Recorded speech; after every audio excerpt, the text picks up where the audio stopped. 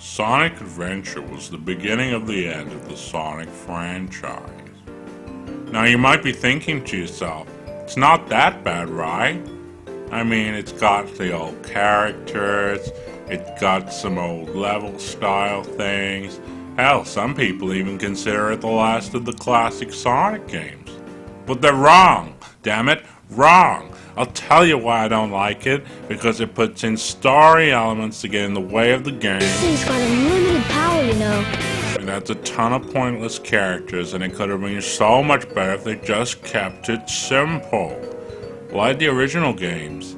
Instead, they tried to turn Sonic into some kind of epic drawn-out story. What the hell is that? The original games were fast-paced and straightforward. Everyone who liked Sonic liked it for that reason, right? Number 1. Chaos.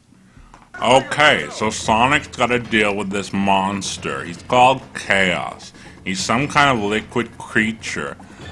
Anyway, Sonic goes to Station Square when we meet Chaos.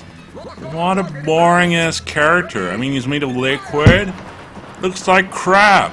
In all the previous games, Sonic had to fight with Robotnik in all these wacky and crazy contraptions. And now we get to fight this stupid creature with just a blob?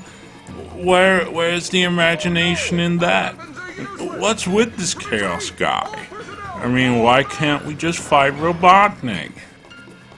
Oh yeah. And even though he can deflect bullets, somehow Sonic can hurt him. Oh yeah, that makes a lot of sense. Number 2. People in Sonic. In the classic games, the only human was Robotnik. And now we gotta deal with a ton of these, like, idiotic people who don't know where they're supposed to go or what they're supposed to do. They're just oblivious to everything that's going on. I mean, what? There's a blue giant hedgehog and you're not even doing anything? It's like it's perfectly normal? Oh, and there are police in Sonic now. Well, why don't you go and arrest Robotnik? Oh, and there's this kid, right, called Mr. Know-It-All. He gives you some clues and stuff, and then he says, oh yeah, the view might change. This is just something that happens. Like the buggy camera in the game is something that's perfectly acceptable. What is this book? Number 3. Talking. Now, I know Sonic Adventure is supposed to be a modern game and all, but do we really need so much inane dialogue? Sonic 3 told the story without any dialogue. Not even text boxes like in RPGs. Whoa! A Chaos Emerald! Yep, I just happened to find one of the Southern Emeralds during one of my test fights. You just happened to find a Chaos Emerald? Oh my god, if I was Sonic, I'd be like, dude, we'd spent ages looking for those in the last games.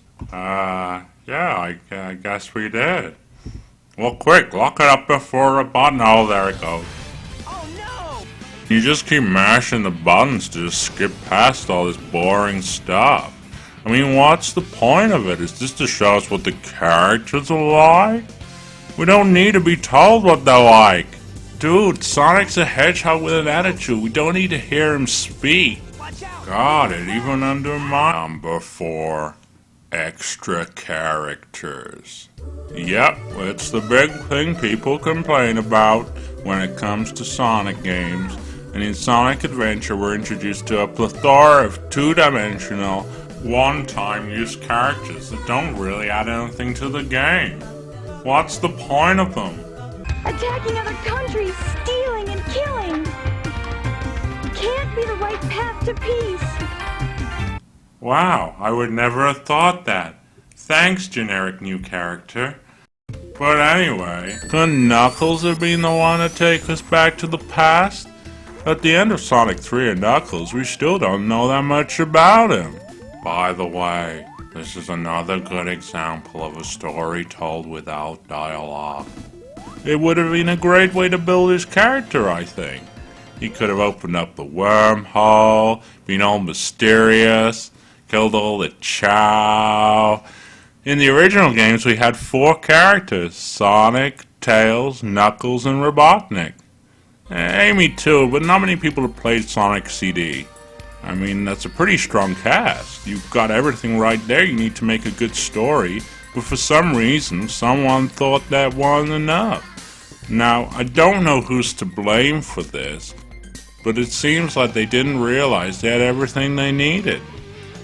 Now we got Big and Froggy, and then we've got the fishing stages.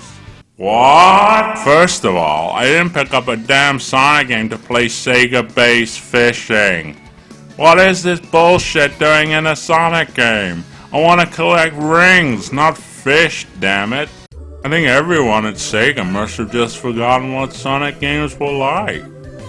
I mean, all the American guys who worked on the old games, they weren't allowed to work on this. It was just a Japanese team.